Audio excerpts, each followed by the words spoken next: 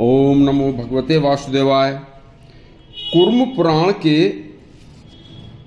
26वें अध्याय में भगवान श्री कृष्ण ने भृगु आदि बड़े बड़े ऋषियों को बुलवाकर एक दिन द्वारिका में कहा कि अब मेरे बैकुंठ गमन का समय आ चुका है और हे ब्राह्मणों, हे ऋषियों, जो मैं आज आपके सामने भविष्यवाणी करने जा रहा हूँ, यह कार्य आपको सौंप रहा हूँ। यह पृथ्वी निवासी सभी लोगों तक आपको पहुँचाने का यह कार्य होगा।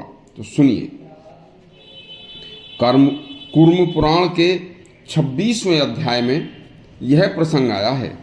भगवान श्री हरि विष्णु का बैकुंठ से पृथ्वी पर आने का जब कार्य पूर्ण हो जाता है तो कंस, शिशुपाल, कौरवों में उत्पन्न सभी राक्षस आदि जब मारे जा चुके हैं और कलिकाल यानी कलयुग का प्रारंभ होने जा रहा होता है, तो तब भगवान श्री कृष्ण ने भृगु ऋषि सहित उस समय के सभी तपस्वी विद्वान ऋषियों और ब्राह्मणों को अपनी द्वारिकापुरी में बुलवाया और उन्हें बलराम के साथ उचित आसनों पर बैठाकर उन्हें प्रणाम करके उनकी पूजा करके कहा कि हे पवित्र आत्मा ब्राह्मणों, यदि मैं इस द्वापर युग में पैदा हुए इन बलशाली राक्षसों को न मारता तो ये राक्षस कलयुग में भी अपने आप मरने वाले नहीं थे। तब ये कलयुग के शुरू में ही कलयुग के अंत वाला दृश्य पैदा कर देते। चारों तरफ त्राही त्राही मच जाती। लेकिन अब भी आने वाले कलयुग के प्रभाव से सभी लोग पापाचरण करने वाले हो जाएंगे। इसलिए हे श्रेष्ठ ब्राह्मणों, आप लोग मेरा कल्याणकारी ज्ञान यह सभी जगह परिवर्तित करें, जिससे कलयुग में जन्मे लोग कली काल द्वारा उत्पन्न पापों से मुक्त हो सकें। मेरा अब इस संसार से अपने धाम गमन का समय आ चुका है। हे द्विजों, हे ब्राह्मणों, कलयुग में जो लोग एक बार भी मेरा स्मरण कर लेंगे तथा भक्ति पूर्वक वैदिक विधि विधान से मेरा स्मरण करके करेंगे, वे सभी मेरे भक्त पाप मुक्त हो जाएंगे। आप लोगों के वंश में ब्राह्मणों में बहुत बहुत उत्पन्न अच्छे ब्राह्मण पैदा होंगे और वे सभी कलयुग में मेरे पवित्र आत्मा भक्त होंगे। लेकिन कलयुग के प्रभाव में डूबे हुए लोग उनसे ईर्ष्या करेंगे, उनकी निंदा करेंगे। महर्षि गौतम के शाप से प्राप्त लोग कलयुग में पैदा होंगे और वह किसी की बात न मानकर बलपूर्वक दुराचार व पापाचार में लिप्त हो जाएंगे। तब भक्त पवित्र आत्मा यत्न पूर्वक किसी भी विधि से उनका परित्याग कर दें। वह लोग ब्राह्मणों को ढोंगी, पाखंडी कहेंगे और वह अपने बल बुद्धि से केवल दुराचार को ही अपना कर्तव्य समझेंगे।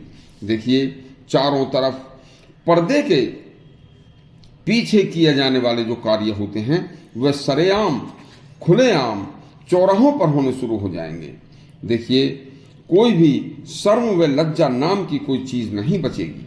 फिर कलयुग के प्रभाव से सभी प्रजाजन भी क्रोध के वश में होकर एक दूसरे की जमीन, धन, स्त्री आदि को बलपूर्वक छीनना शुरू कर देंगे। धर्म विलुप्त हो जाएगा। सर्वत्र तमोगुण का साम्राज्य होगा।